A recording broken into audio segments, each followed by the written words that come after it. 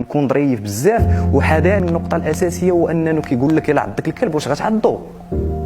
عندك انت مبادئ، كنتي ظريف مع شي ناس واستغلوك، ماشي معناه انني صافي نولي استغلالي، لا، معناه ان سيدي ربي راه كيدوزني من بعض المحن، ولكن ربي غيعوضني وغيجيب لي شي واحد اللي غيقدر داكشي اللي عندي. هذوك ابتلاءات، هذا كيتسمى ابتلاء المنافقين. يلاه وليتي كتصلي وكتدعي الله سبحانه وتعالى، ربي كيصيفط لك شي ابتلاء هو هذاك باش يعرفك شنو، واش غترجع على كما كنتي ولا غتبقى شاد في ديك الطريق. يعني انت زوين غير باش يقولوا عليك زوين، ولا زوين ديال بصح لو فون ديالك زوين.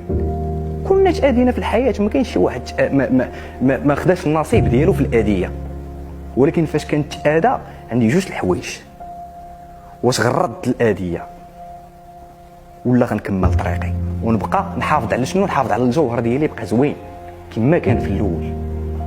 عند كنجيو دابا نعطيك مثال، كاين بزاف الناس فلانه سحرات ليا لا انا نمشي نسحر لها، واش هذا منطقي؟ هي شركات بالله واداتني ان الجوهر ديالي زوين، شنو نساكري في الجوهر ديالي نخليه يولي كحل، نشركت انا بالله باش نرد الاديه. واش فهمتيني؟